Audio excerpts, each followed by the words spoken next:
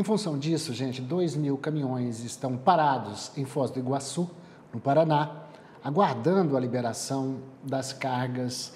E esse é apenas um dos impactos da mobilização dos auditores fiscais federais, que reivindicam aumento de salário e também melhorias na profissão. Esse tipo de ação, a gente já sabe, atrapalha o Brasil, os negócios, afugenta os investidores e acaba sobrando para o consumidor, que no final acaba pagando mais caro. Para falar sobre essa pauta, nós vamos conversar agora com o analista de safras e mercado, o Fernando Iglesias. Boa tarde, Fernando, bem-vindo. Deixa eu te falar, geralmente você está comigo na quinta, né? Hoje que você veio excepcionalmente na sexta, né? Daqui a pouco está o Serigati também, nossos analistas master aqui no canal.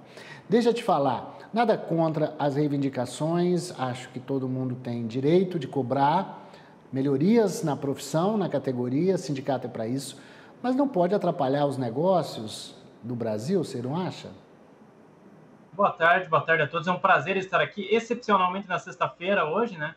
Mas de qualquer forma, realmente essa paralisação tem chamado a atenção, tomou conta do noticiário no decorrer dessa semana e, de fato, as reivindicações são justas, a categoria realmente tem que lutar por aquilo que ela acredita que seja o melhor para ela, mas sem gerar prejuízos à população. Isso é o mais importante. Você tem que respeitar aí certos limites para que realmente não haja aí problemas mais graves quando nós falamos, por exemplo, do setor carnes, né, em relação à evolução dos abates e assim por diante. Essa semana, Iglesias, o ministro da Agricultura anunciou com pompa, alegria e celebrou como dia importante a questão, acho que da primeira Câmara para resolver problemas aí relacionados à autorregulação. Isso é muito legal, porque divide com a iniciativa privada, o governo divide com a iniciativa privada a responsabilidade por fazer as fiscalizações. Até às 6 da tarde, se o fiscal não estiver lá, a empresa não vai parar, a linha de produção não pode ser fechada, porque não tem funcionário público suficiente para atender a toda essa demanda. Nós estamos falando de um país do tamanho do Brasil, com a importância que tem o agro. Então, eu acho que isso vai... É claro que as categorias, os sindicatos não gostam disso, mas é necessário, nesse momento, a gente ter que destravar o desenvolvimento nacional, melhora as condições de trabalho da categoria, mas não pode deixar de ter o trabalhador, o produtor também trabalhando nessa questão da regulação. Ele vai pagar, ele vai ser punido se fizer algo errado. Eu achei essa notícia boa dessa semana que o ministro anunciou, eu acho que ela vai de encontro a problemas como esse que a gente está vivendo, porque simplesmente param 2.000 caminhões. Esses caminhões estão entrando ou estão saindo do Brasil? Bom, basicamente o que nós temos de notícia com relação a isso é na fronteira que esse problema está acontecendo, mais especificamente ali cargas que deveriam estar passando de Foz, ali para Foz do Iguaçu, né, com destino ao mercado brasileiro, estão paralisados, está acontecendo essa movimentação. Outro aspecto que eu quero colocar aqui, nós conversamos com as indústrias frigoríficas ao longo dessa semana, perguntamos para o pessoal da indústria e até o momento não tivemos sobressaltos em relação ao abate. O abate está acontecendo normalmente.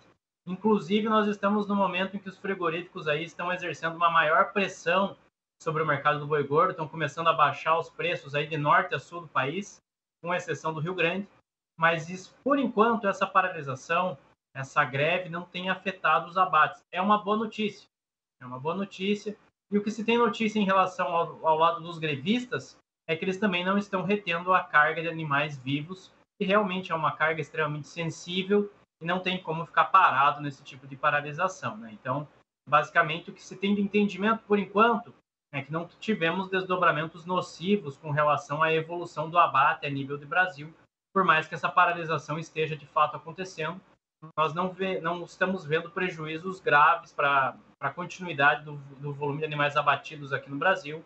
Então, está tudo trabalhando normalmente por enquanto. Vamos acompanhar aí como que vai evoluir essa questão da greve, para ver se não teremos maiores consequências aí nos próximos dias, nas próximas semanas, dependendo da duração desse movimento. Já que você tocou nesse tema do boi vivo, eu não combinei com você, mas tem um problema que aconteceu com um navio que estava transportando animais vivos, se não me engano, na costa da África, e esse navio, parece que os animais ficaram retidos e depois causou um problema enorme de contaminação, mau cheiro. Você tem alguma informação sobre isso, Iglesias?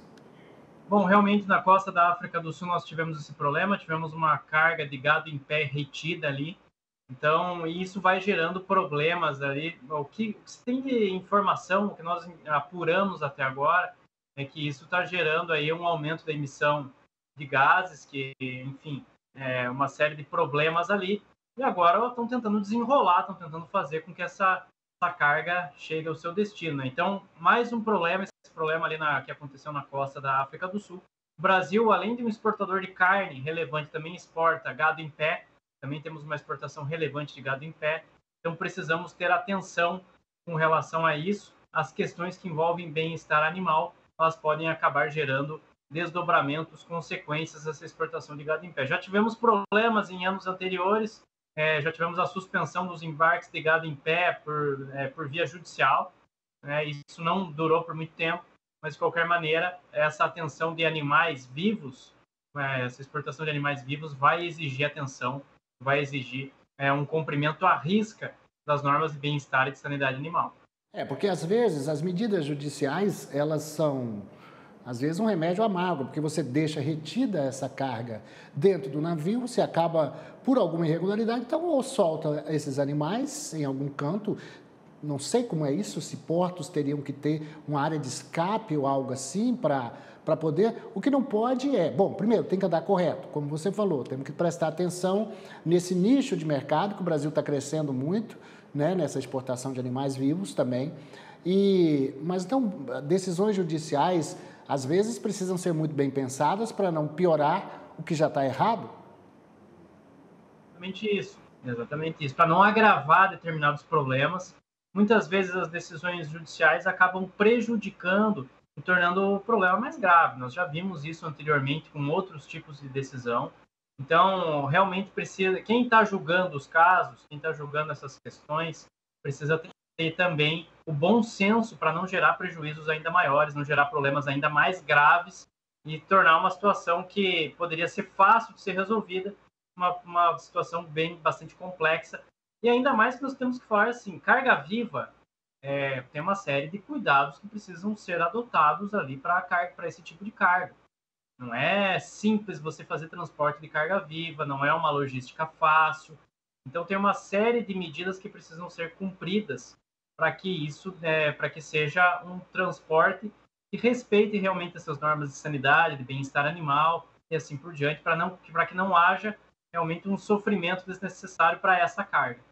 Iglesias, eu prestei atenção quando a gente estava falando dessa questão dos caminhões parados lá, que você disse que ainda não tinha afetado os abates e que está uma pressão para até diminuição do preço. A gente já está trabalhando com níveis baixos, né, da arroba do boi, então, pelo que eu entendi, ainda permanecemos com essa pressão de baixa, é isso?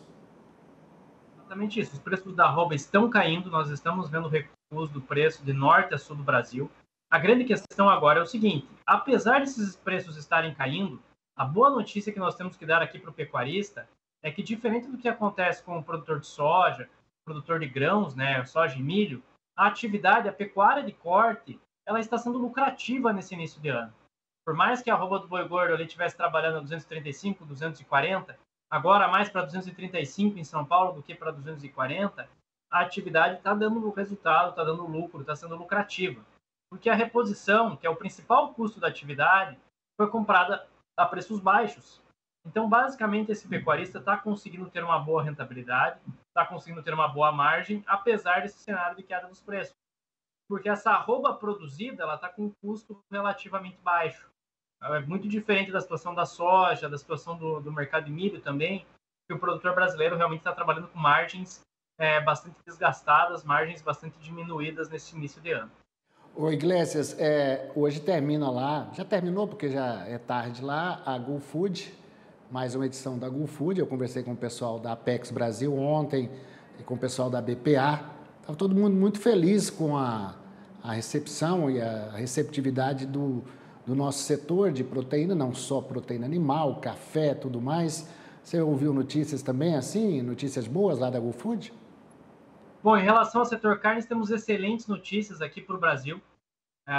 O que nós temos de entendimento agora em relação à exportação de carne bovina, carne suína e carne de frango é que o Brasil vai ser líder de embarques de duas dessas três proteínas, no caso, carne bovina e carne de frango, por mais um ano. Expectativa de recorde de exportação de carne bovina para esse ano. Carne de frango muito próximo dos números do ano passado, que já foram números excelentes. Tivemos números espetaculares de exportação de carne de frango em 2023. E para a carne suína, o Brasil vai avançar passos largos dentro desse mercado. Vai conseguir colocação de bons volumes de produto no decorrer desse ano de 2024.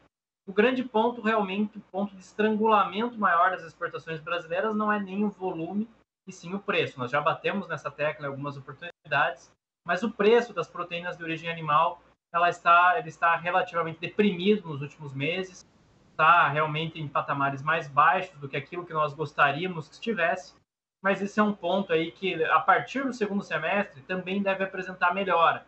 Então, além de o Brasil vender grandes volumes de carne no decorrer desse ano, a tendência é que haja uma melhora da receita de exportação. As receitas que o Brasil absorve vendendo carne no mercado internacional tendem a aumentar no decorrer desse ano, dependendo da recuperação da economia chinesa, a recuperação da suinocultura na China, mas o Brasil tem boas condições no decorrer desse ano.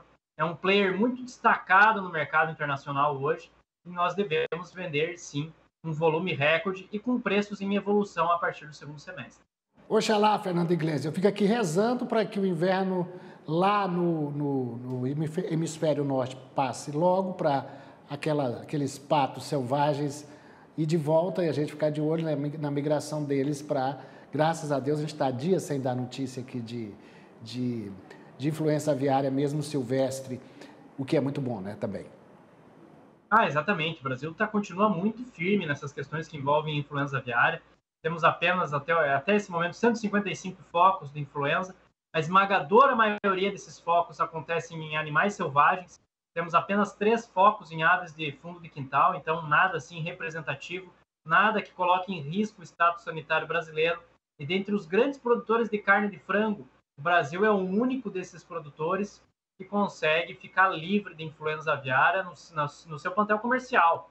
Então, o Brasil realmente, para a avicultura de corte, tem a faca e o queijo na mão. Esse ano, o Brasil pode ter uma participação aí de 40% da corrente de comércio global, já tinha 1/3 da corrente de comércio global de carne de frango no ano passado. Esse ano pode subir para até 40%, então 40% das exportações globais é muita coisa. O Brasil tem uma dominância muito grande quando se trata de avicultura de corte. Temos aí a exportação halal, que tem uma representatividade enorme para o Brasil. E, realmente, somos o principal fornecedor de carne de frango em escala global. Não tem ninguém com a capacidade brasileira para fornecer produto. E estamos num momento privilegiado. O que está faltando mesmo é preço. A partir do momento que os preços começarem a escalar também, o setor vai conviver com dias muito interessantes, vai conviver com uma capacidade de formação de receita, de margem de lucro, que vai deixar o setor carnes numa situação de muito destaque no agronegócio brasileiro no decorrer desse ano.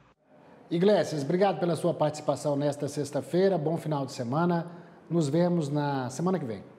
É sempre um prazer participar aqui no AgroMais. Até uma próxima semana. Grande abraço a todos. Um ótimo final de semana para toda a nossa audiência. Até mais.